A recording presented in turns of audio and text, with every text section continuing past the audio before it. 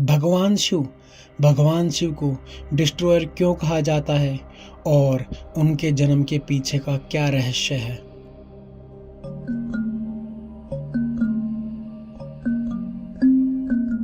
भगवान शिव को स्वयंभू कहा जाता है, जिसका अर्थ है कि वह अजन्मा, वह न आदि और ना ही अंत।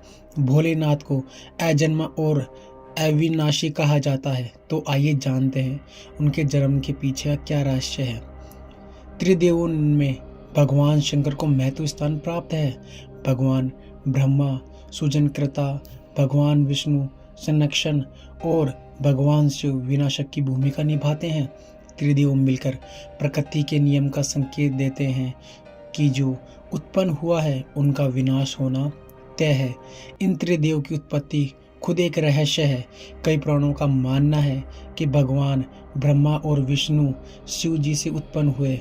हालांकि शिव भक्तों के मन में सवाल उठता है कि भगवान शिव का आखिरकार जन्म कैसे हुआ। कहा जाता है कि भगवान शिव स्वयंभू है, जिसका अर्थ है कि वह मानव शरीर से पैदा नहीं हुए। जब कुछ नहीं था तो भगवान शिव थे और सब कुछ नष्ट हो जाने के बाद भी उनका अस्तित्व रहेगा। भगवान शिव को आदिदेव भी कहा जाता है, जिसका अर्थ है हिंदू मैथोलॉजी में सबसे पुराने देव से है।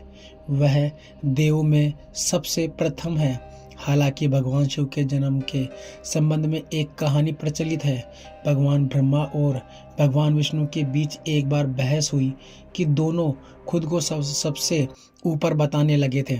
तभी एक रहस्यमयी खंबा दिखाई दिया। खंबे के और छोर दिखाई नहीं पड़ रहे थे। भगवान ब्रह्मा और विष्णु को एक आवाज़ सुनाई दी और उन्हें एक दूसरे से मुकाबला करने की चुनौती दी गई। उन्हें खंबे का पहला और आखिरी छोर ढूंढने के लिए कहा गया। भगवान ब्रह्मा ने तुरंत एक पक्षी का रूप धारण किया और खंबे के ऊपरी हिस्से की ओर खोजने निकल पड़े। दूसरी तरफ भगवान विष्णु ने वाहन का रूप धारण किया और खंबे के आखिरी छोर को ढूंढने निकल पड़े। दोनों में बहुत प्रयास किए गए, लेकिन दोनों असफल रहे। जब उन्होंने हार मान ली तो उन्होंने भगवान शिव को इंतजार करते हुए पाया।